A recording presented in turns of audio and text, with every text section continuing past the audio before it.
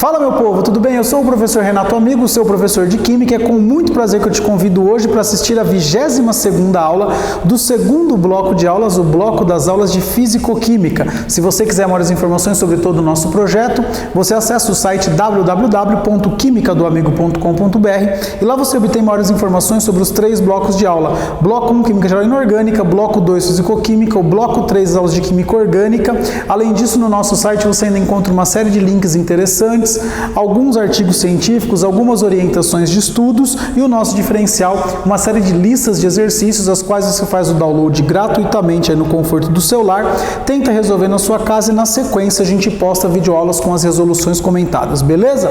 Então seja muito bem-vindo, muito bem-vinda para a nossa primeira aula de cinética química.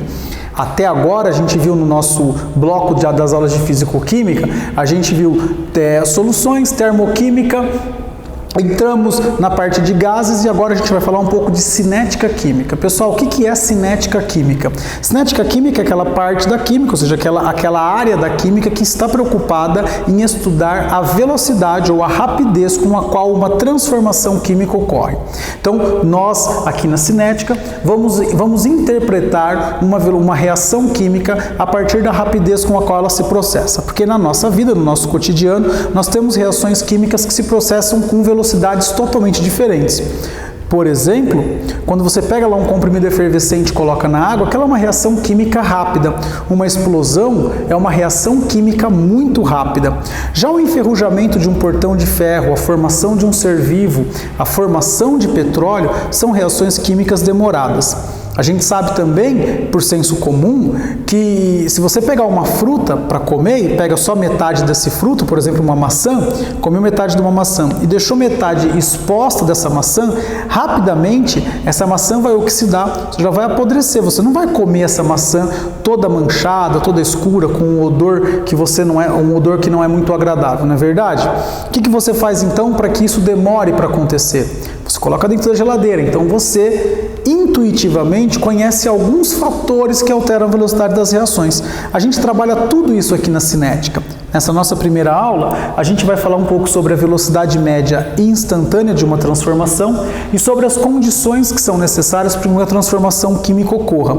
Na aula seguinte, a gente vai falar um pouquinho sobre os fatores que influenciam na velocidade de uma reação e a gente termina as aulas falando um pouquinho sobre a lei da ação das massas ou o fator mais importante de todos, que é a concentração, beleza? Então, vamos lá analisar uma reação aqui genérica, tá? Eu tenho aqui uma reação de A se transformando em B, tá? Uma reação genérica, e aqui eu fiz uma tabela com algumas informações. Então aqui eu tenho uma coluna para o tempo, eu vou medir a massa ao passar do tempo, então aqui com 0 minutos, 1 minuto, 2 minutos, 3 minutos, 4 minutos.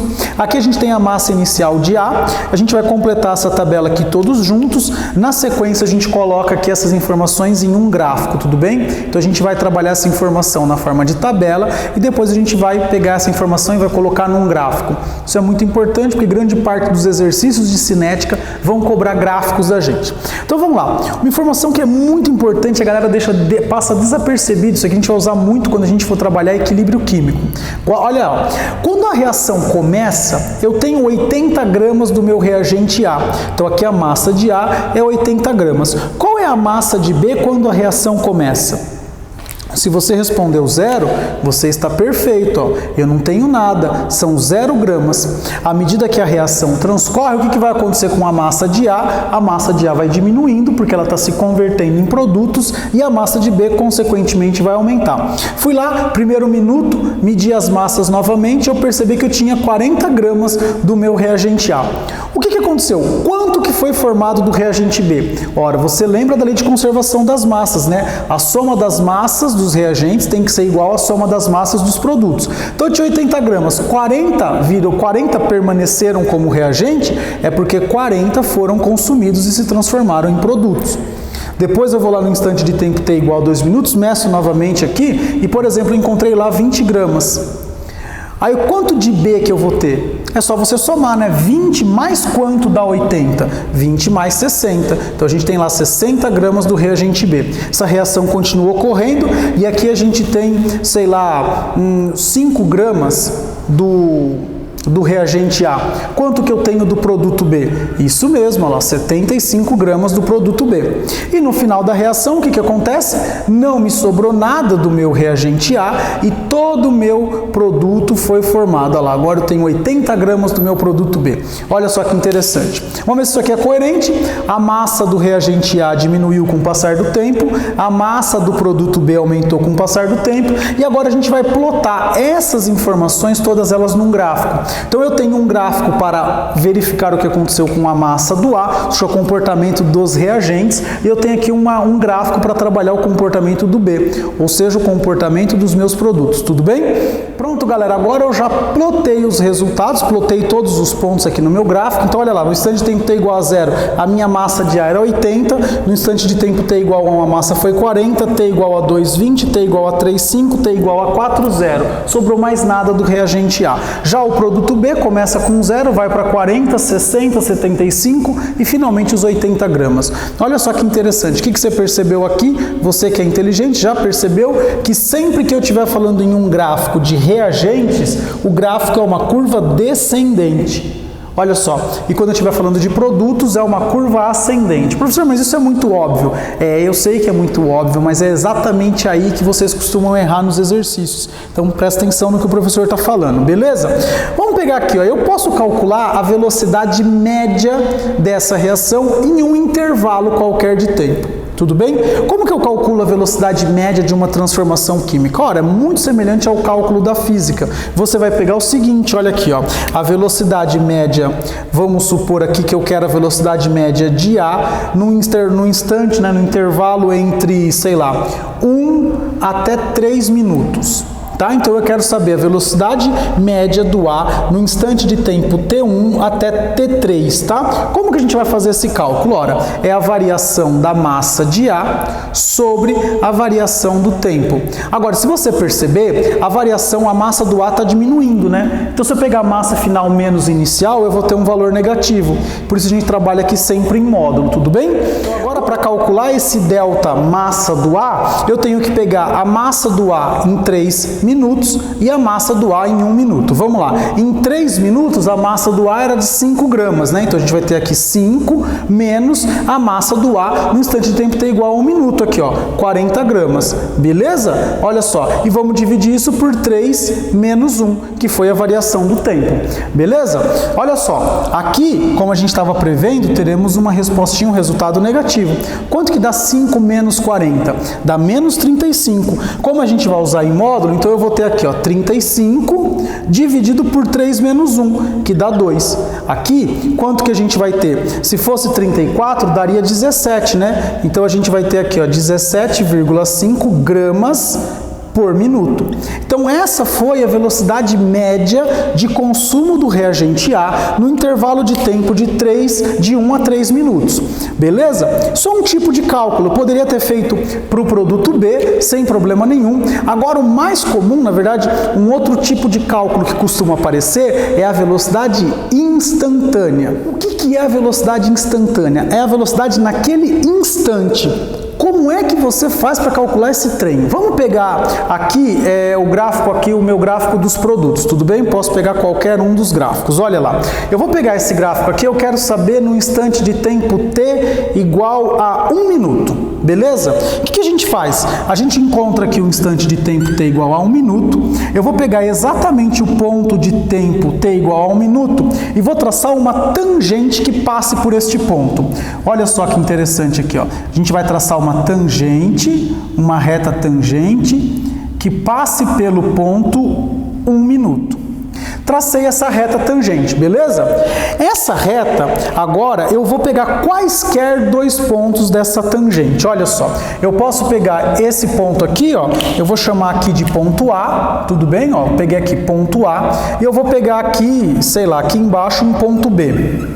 Tudo bem que eu peguei o ponto A e o ponto B aqui, vou traçar uma retinha paralela aqui, ó, e vou traçar uma reta paralela aqui ao eixo Y. Tracei uma reta paralela ao eixo X, uma reta paralela ao eixo Y, e o que a gente encontrou aqui? Ó, um triângulo retângulo. E qual é o valor, o cálculo, né? Quanto que vai dar essa velocidade instantânea? Muito simples, é só eu calcular a tangente desse ângulo alfa aqui. O que é tangente? Cateto oposto sobre o cateto adjacente. Então, olha só que interessante. Eu vou ver aqui, o meu ponto B está aqui, o meu ponto A está mais ou menos aqui, o meu ponto B está aqui na massa, o meu ponto A está aqui na massa, e aí eu consigo calcular a velocidade naquele instante. Tudo bem? Se você reparar bem, o que é o cateto oposto? É a variação de massa, não é? E o que é o cateto adjacente ao ângulo alfa? É a variação do tempo. Então, a fórmula a ser usada é a mesma. É a interpretação que vai mudar um pouco. Quer ver por que muda? Eu tracei aqui uma tangente aqui que passava pelo tempo, instante de tempo t igual a 1 minuto. Ela tem uma inclinação, não tem? Se eu traçar uma tangente que passa pelo ponto t igual a 3 minutos, olha só, eu vou traçar... Olha, então agora eu vou traçar uma tangente que passe pelo ponto 1. Olha só que bonitinho aqui, ó. Vamos lá, vamos pegar essa tangente aqui, ó. Opa, olha lá, olha só. Olha só, você percebeu que a inclinação dessa reta foi outra? Então, à medida que a inclinação da reta, olha aqui, ó, quanto mais inclinada for a reta, mais inclinada tendendo aqui para o eixo Y, maior vai ser a velocidade. Quanto menos inclinada, menor vai ser a velocidade. Isso é meio óbvio, né? Porque no começo tem bastante coisa reagindo, as tangentes tendem a ser mais inclinadas. À medida que o tempo vai passando, a tangente vai perdendo um pouco dessa inclinação, porque a velocidade média, a velocidade naqueles instantes vai diminuindo, tudo bem? Então você começa com uma velocidade muito grande e a tendência é que essa velocidade vá diminuindo, beleza? Então, fica muito esperto, se o exercício te pedir velocidade média, imagina que é um exercício de física e calcula normalmente, só lembra que se for em relação a reagentes, você tem que usar em módulo, se for em relação a produtos, não precisa. Agora, se o exercício te pedir velocidade instantânea, você vai pegar aquele ponto que o exercício te deu, vai traçar uma reta tangente e vai fazer o cateto oposto sobre o cateto adjacente, que nada mais é do que a variação da massa pela variação do tempo aqui, beleza? Tranquilo? Pessoal, então agora na próxima lousa a gente vai falar um pouquinho sobre as condições para que ocorra uma reação química. Aguenta a mão aí. Fala galera, voltamos agora aqui com uma lousa nova, onde a gente vai discutir um pouquinho as condições para a ocorrência de uma transformação química. Aqui você está vendo que eu elenquei 4 condições aí, que alguns livros chamam de condições fundamentais e acessórias. A gente vai chamar só de condições para a ocorrência de uma transformação química. Eu costumo fazer nesse momento uma analogia. Você vai paquerar uma menina aí numa balada, você vai paquerar um menino numa balada, enfim, o que precisa acontecer? Você não já chega logo, sai beijando, né? Você não já sai pegando logo. O que acontece? Primeiro, precisa ter aquele flerte inicial, aquela coisa distante lá, aquela coisa do olhar. Eu costumo dizer que, em primeiro lugar de tudo, você menininho precisa estar afim da menininha, ou vice-versa, ou qualquer outra coisa que você queira, não tem problema nenhum. Mas precisa ter o que entre os dois parceiros, ou seja, as duas pessoas que vão se relacionar. Precisa existir um pouco, pelo menos, né? É recomendável que exista um pouco do que? Um pouco de afinidade. Pessoal, entre as substâncias químicas não é diferente. É necessário que haja um pouco de afinidade, ou seja, tem que existir afinidade química entre os reagentes, entre os átomos que vão se combinar. Segunda condição que é muito importante, fazendo a mesma analogia, você precisa encostar na pessoa, né? Como que você vai ter lá o seu primeiro relacionamento? Como que você vai dar um beijo sem encostar na pessoa? Você tem que ir lá encostar, não é verdade? Então o que tem que acontecer? O que tem que haver? Tem que haver contato, né? Você tem que ter contato com essa pessoa que você está tentando paquerar. Uma outra coisa, quando você vai beijar alguém, você tem um lugar certinho para beijar, né? Pelo menos no começo, você vai beijar na boca. Se você beijar no rosto, não vale. Então você tem que beijar na boca. Beijou no rosto, não teve o acontecimento, não teve a transformação química. Agora, quando você beija na boca, troca aquela energia toda, aí acontece aquela reação química dentro de você e você se apaixona, ou não, mas vai tentando, né? Uma hora você consegue. Aqui, como que a gente faz a analogia com a química? O contato tem que ter uma orientação adequada, não é verdade? Não adianta você sair por aí tentando fazer uma reação de qualquer jeito, né? Você tem lá que tomar certos cuidados e o negócio tem que ter uma orientação adequada, não é verdade? Você não pode sair fazendo as coisas de qualquer jeito. Não sei se você está me entendendo aí em casa, né? Eu espero que sim. E se não está entendendo hoje, um dia vai entender, fica tranquilo. Eu tenho certeza que você já está entendendo. Agora, tem afinidade, você está tendo contato, você estava imaginando toda a coisa lá, o que você tem que ter? Você tem que ter coragem, meu amigo, minha amiga, para chegar na pessoa lá que você está afim, para se declarar para ela. Não adianta nada você estar afim, você já imaginou o beijo, você já imaginou tudo certinho. Se você não tiver coragem para chegar na pessoa, de nada vai adiantar. E aqui a gente coloca a sua coragem, olha só. Não é cachaça não, é coragem, olha lá. Energia de ativação. Pessoal, o que é energia de ativação? A gente vai usar um símbolozinho para ela aqui, a gente vai usar o símbolozinho lá, EA. EA é energia de ativação, é aquela coragem para você chegar na menina, para você chegar no menino, é aquela coragem que você tem que ter para se declarar. Na química, a energia de ativação é aquela energia mínima para a reação poder começar. Porque depois, muitas vezes, ela acaba continuando por ela mesma, né? Ela continua lá, que maravilha. Outras vezes não, você tem que dar sempre energia. Então, para uma reação química acontecer, precisa ter afinidade entre os reagentes, precisa ter contato precisa ter orientação adequada e precisa ter energia de ativação. Afinidade e contato não vamos nem brincar, né? Agora vamos falar um pouquinho, mais especificamente, sobre a orientação adequada e a energia de ativação. Aqui eu coloquei uma reação que não é mais uma reação genérica, né? Eu estou pegando aqui o H2, o gás H2, com o gás Cl2, eu estou tentando formar aqui os meus dois HCl. Eu estou representando o H2 com essas bolinhas vermelhas, e eu estou representando o Cl2 com as bolinhas escuras. O HCl eu estou representando com uma bolinha vermelha, que é um H, e uma bolinha escura, que é um Cl. Pessoal, aqui tem duas possibilidades de choque. Na primeira possibilidade, as bolinhas vermelhas e as bolinhas pretas, elas vão se chocar de frente, do jeito que está aqui, ó. Então você imagina que isso aqui vem para cá, isso aqui vem para cá, eles vão se chocar. É um choque com orientação favorável? Olha só, essa bolinha aqui e essa bolinha aqui, elas ficam sem se encostar. Então esse não é um choque com orientação adequada. Agora olha o choque de baixo. Imagina que essa bolinha vem para cá e essa bolinha vai para lá, né? Essas moléculazinhas. Olha só que bonito. Olha só, a pretinha está vindo em direção à vermelhinha. Olha só que show de bola. O que aconteceu? Agora eu dei a orientação certa para os meus produtos serem formados. Quimicamente falando, quando essa orientação ocorre, quando ocorre essa aproximação, as moléculas vão ficar mais ou menos assim, ó. Elas vão ficar mais ou menos assim. Presta bastante atenção. Olha só aqui que interessante. Nesse momento, o que está acontecendo? A ligação entre os átomos iniciais, originais, ela está começando a se enfraquecer. E o que está acontecendo? Está iniciando-se o estabelecimento da ligação entre os átomos que irão se formar. Olha só que interessante. Você começa a romper a ligação entre os reagentes e você começa a formar a ligação que vai originar os seus produtos. Sabe como que é o nome disso na química? Sabe como é o nome disso na química? O nome disso aqui é complexo ativado.